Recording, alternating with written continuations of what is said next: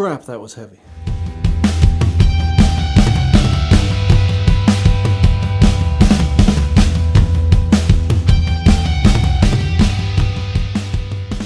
Hey, welcome back to the channel. Today's task, we're going to swap this vanity for a new one. So new vanity, new top, new faucet, all of that. Let's get started. The first order of business is disconnecting the plumbing. So we've got valves in here. These turn off the water. Now these are a gate valve, which you have to rotate clockwise to shut off the water. These you have to rotate a bunch of times, and these valves suck. Should never put these in, ever. There's no reason to put them in. Instead, you should use a ball valve. In a minute or so, I'll find a ball valve and show you the difference, show you how they work. The big problem with these is when they sit for a long period of time, inside the valve itself, you tend to collect lime, and then they don't want to turn. A ball valve does not have that same problem. So this one, looks like it's not wanting to turn at all. Yeah. And this is exactly what I'm talking about. So I'll have to grab some channel locks or something and try to close it. So hopefully, A, it doesn't break, and B, oftentimes when you shut these, they still leak past the valve because there's a buildup of lime or minerals or something in there. They're notorious for, especially when they're of any age, of not actually shutting all the way off. And then when you want to take things apart, you got to shut off water to the entire house. I'm hoping that I don't have to do that, but if I do, we'll get 2 videos out of this as we replace some valves. Let me get some pliers and see if we can get these shut off.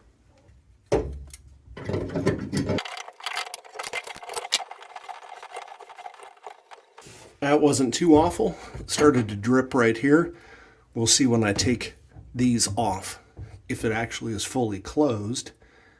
Anytime you're working on plumbing like this, before you start, know where the shutoff is for the house so that if you have to, you can go shut it off. Next, before I take these off, just to get it out of the way, I'm going to remove this pipe here. This is called a pee trap. And it's not because it traps pee, because hopefully you're not peeing in your sink. It's because it's shaped kind of like a pea. The letter.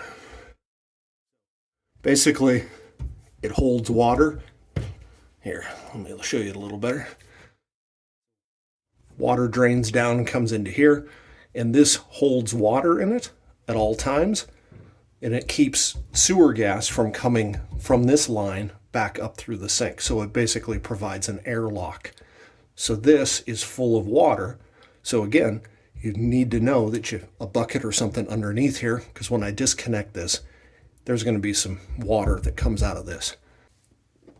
All right, got a little pan here. That should work. Now sometimes these are held on with more of a chrome one that's got a hex, so you have to use a pair of pliers or something to get them off. These are typically, there we go. The newer ones you can usually do by hand. But you can see already that water in the P-trap's coming out.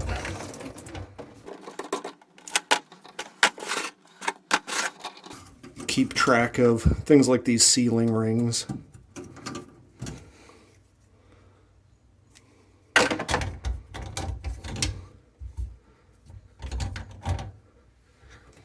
This one is held in by a compression fitting here. So if I can turn it, I probably won't be able to by hand.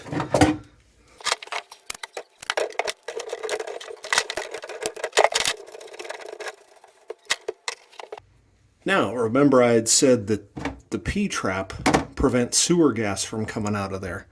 So if you're going to have it apart for any real length of time, you might want to at least stuff a rag or something in there. You can get a cap for it if you would like, but just sticking a rag or something in there, that's good enough.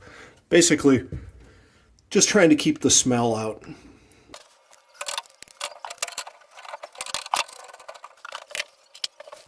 This is an older school one here. You can see the supply line is rigid.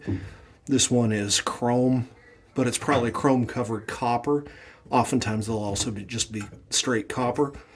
Newer construction, it's fairly unusual to see these. Usually you'll see a flexible stainless steel braided covered hose.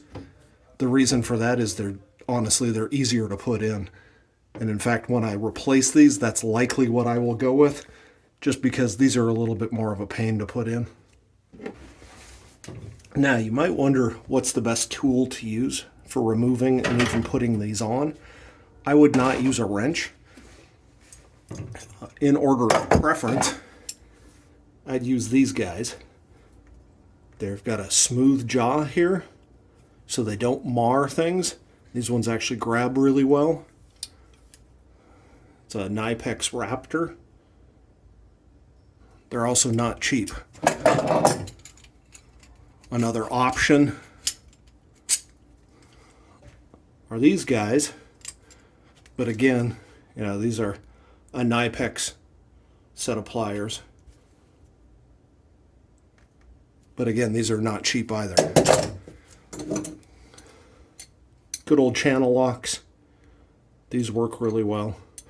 But you can see they've got teeth here, which tend to mar the surface. And then final solution would be something like this, a monkey wrench.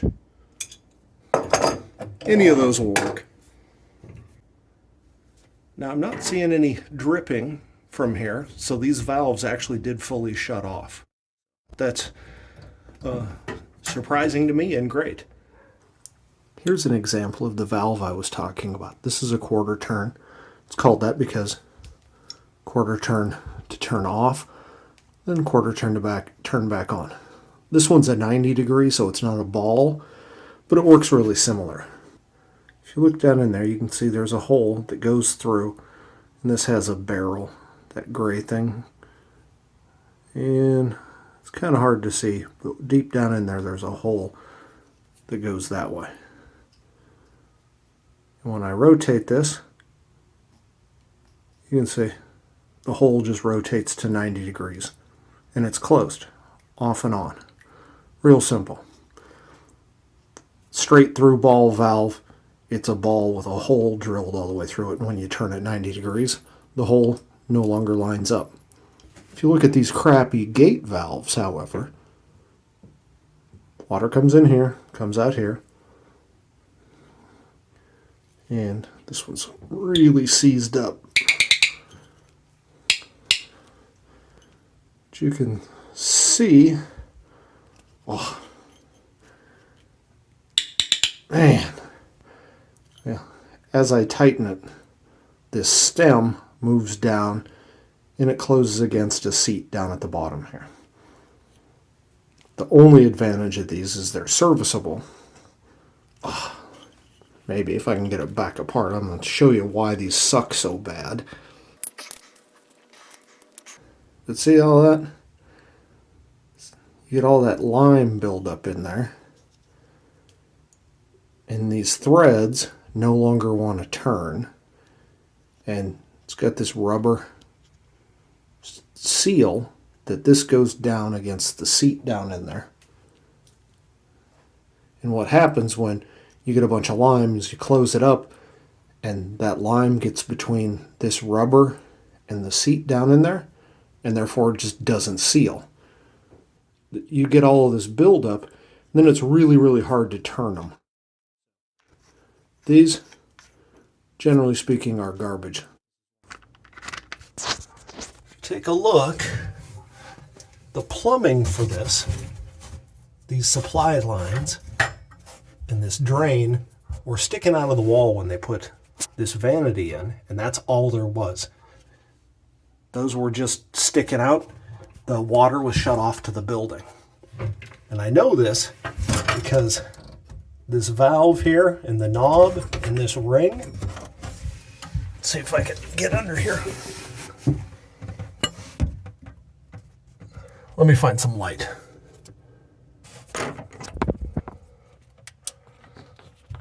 You can see that pipe comes through this hole, right? But that hole is big enough for this copper to go through. Same thing over here, right? But this ring and this valve, they cannot pull through that hole. What do we do here? We've got a couple of options.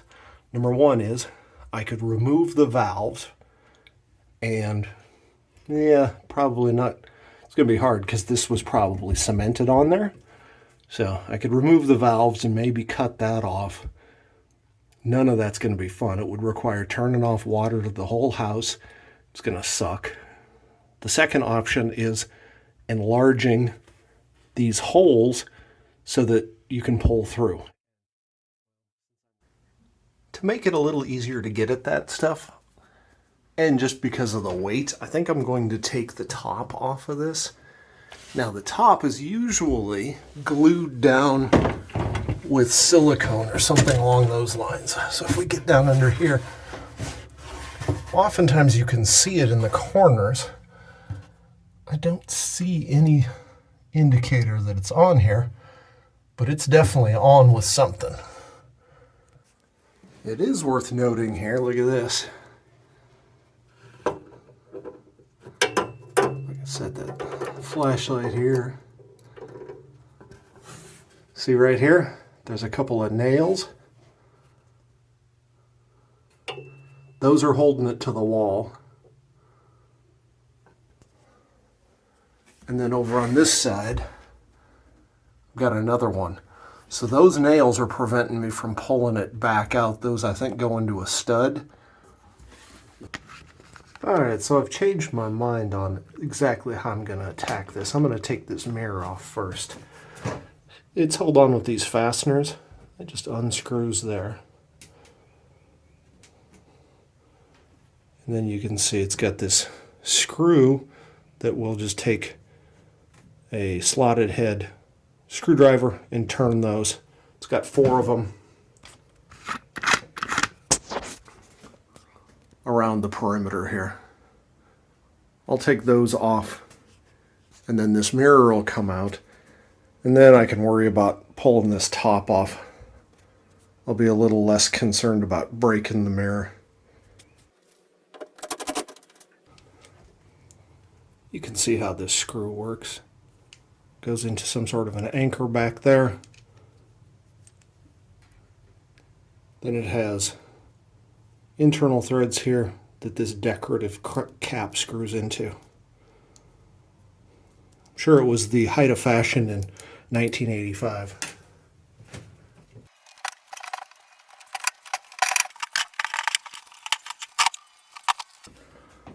You can see there was still water in those supply lines. Once they moved off of here, that dripped out. And in case it continues to drip, we'll at least put that in. I'm going to remove these decorative rings next, using some tin snips.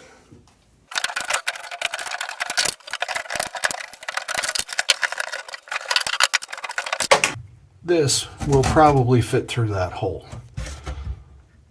This valve and handle are definitely not going to fit through that hole or over here. So what I'm going to do is take the Sawzall and cut up here and do it again over here, and then hopefully and just take the whole thing, rock it, and pull it out.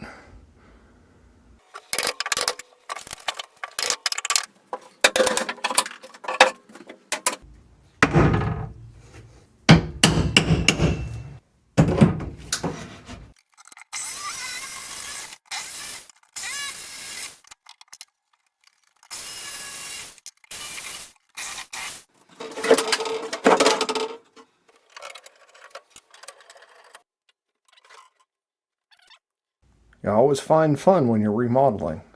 Somebody saved, maybe $10, if that, in tile by not doing this little patch. Fortunately, I'm putting in new flooring. Otherwise, that would really piss me off. Installing the new vanity is basically the reverse of what we just did. It's not any more difficult. I'll do another video on that. That's it for this one. Thanks for watching.